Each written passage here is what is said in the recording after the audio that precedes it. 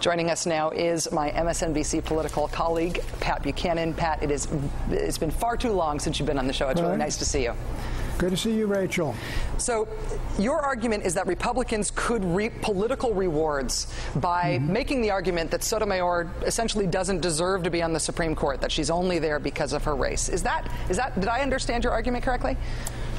Well, I think I would vote no on Sonia Sotomayor the same way I would have voted no on Harriet Miers, and I said so the first day she was nominated. I don't think Judge Sotomayor is qualified for the United States Supreme Court.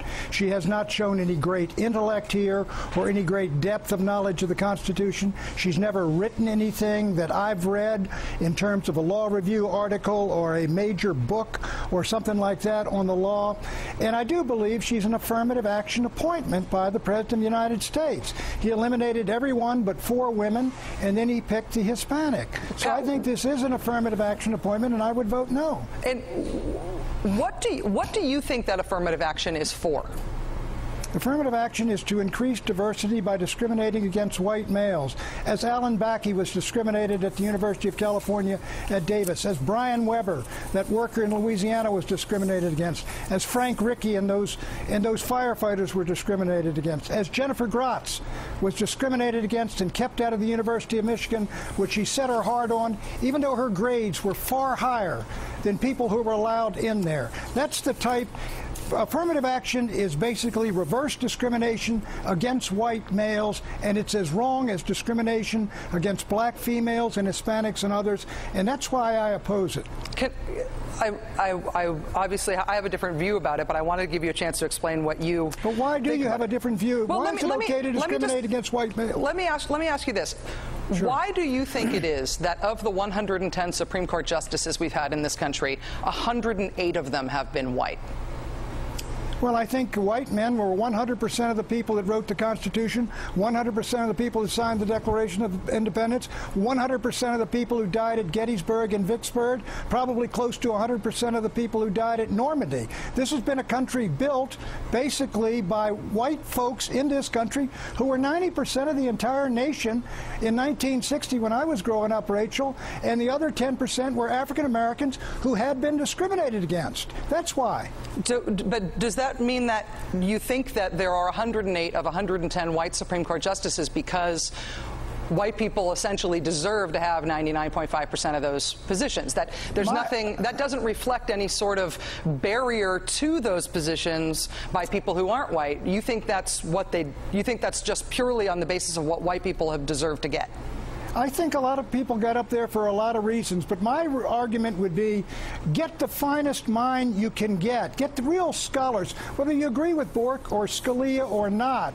They're tremendous minds, and I think there are other minds. I'm sure the Democratic Party, I'm sure, has women there that can stand up head-to-head with Scalia and make the case, who have got tremendous credentials, knowledge, background, but this one doesn't have that. She was appointed because she's a Latina, an Hispanic, and a woman. She is also the judicial nominee who has more judging experience than any judge who's gone up, say, in the past, I don't know, what is it, 70 years? She has been an appellate court judge of some distinction for a lot longer than Judge Roberts was, Judge Alito was.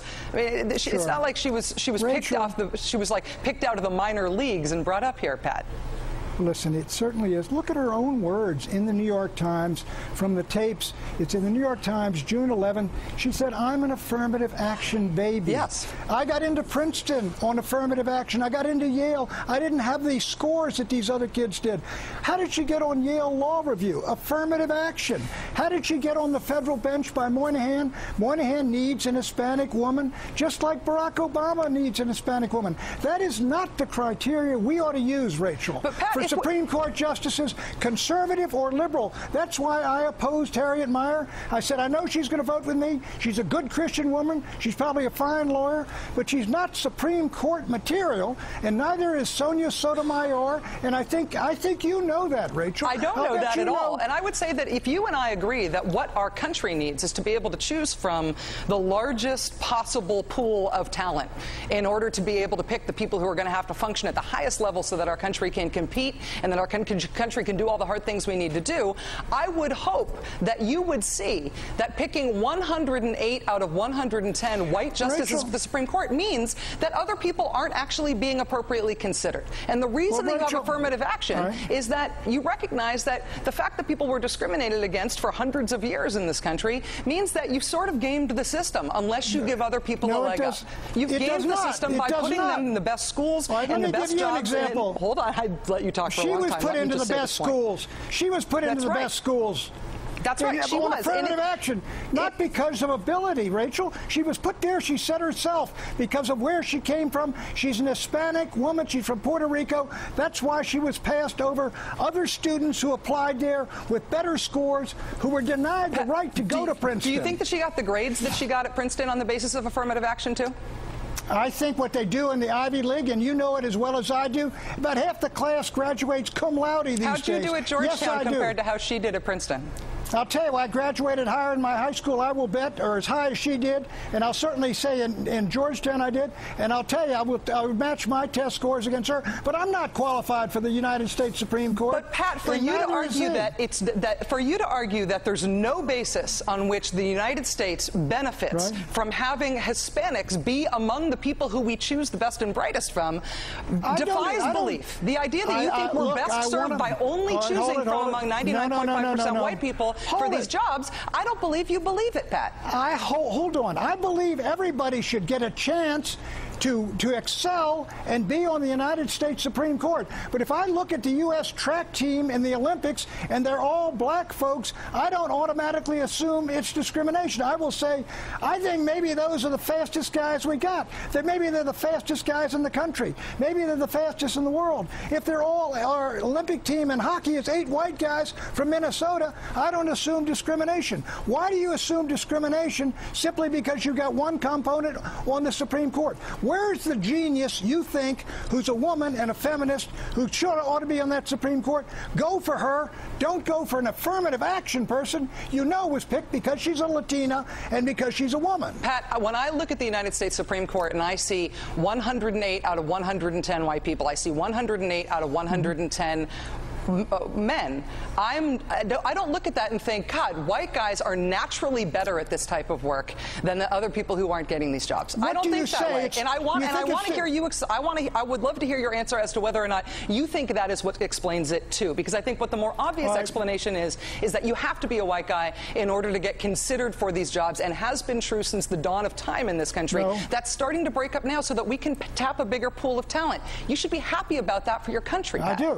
I do. I'm happy when you got all 78 firemen can take a test, but if all the guys that win in the test are all white guys and one is a Hispanic, I don't say automatically the test was fixed, biased, bigoted against black people, because I don't know that, Rachel. And those guys did well in that test, and they are victims of this evil affirmative action policy, which says, in effect, that everybody's covered by the 14th Amendment and the civil rights laws, unless you're a white male and your parents and ancestors came from Europe, then we can discriminate against you. That's what I am against. Pat, are you happy that we've got a Latino on the Supreme Court for the first time, or we're about to? Does that seem like a positive thing for the country?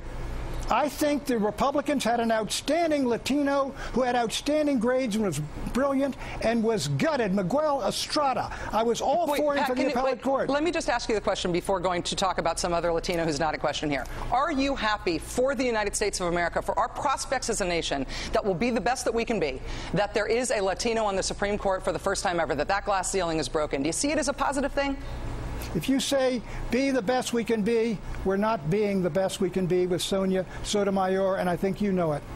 Pat, I couldn't disagree with you more. I credit you to sticking to your guns. I think you're absolutely wrong about this, and I think that by advocating that the Republican Party try to stir up racial animus among white voters here, you're really dating yourself. You're dating yourself. I say, I think they ought to do.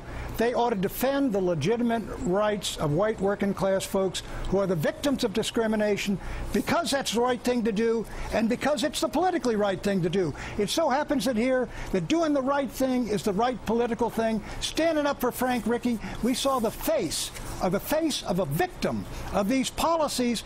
Rachel, you and your friends admire up there in New York, and you never look at these guys who are working class guys with their own dreams. Pat, just like Sotomayor. I don't need a lecture from you about whether or not I know what working class. You certainly do. Pat, I really don't need a lecture from you about what I think about working class Americans, or what anybody else in New York, including Sotomayor, who grew up in the Bronx, thinks about working class Americans. A lot of things divide us, Pat. Race is one of those things, but there's a lot of other ways in which we stratify as a country. And for you to privilege race and say that what we really need to make sure we tap politically is white people's racial grievances, you're playing with fire and you're dating yourself. You're living in the 1950s, Pat. I know maybe I'm dated. I'm dating the 1960s when the Civil Rights Act was passed. Do you think Frank Ritchie and those guys were treated justly when they were denied that promotion because they were white? Pat Buchanan, MSNBC political analyst. I'm very sorry that we're out of time. It's nice to have you back on the show, Pat. Thanks. I've enjoyed it, and as I always do, Rachel. We will be right back.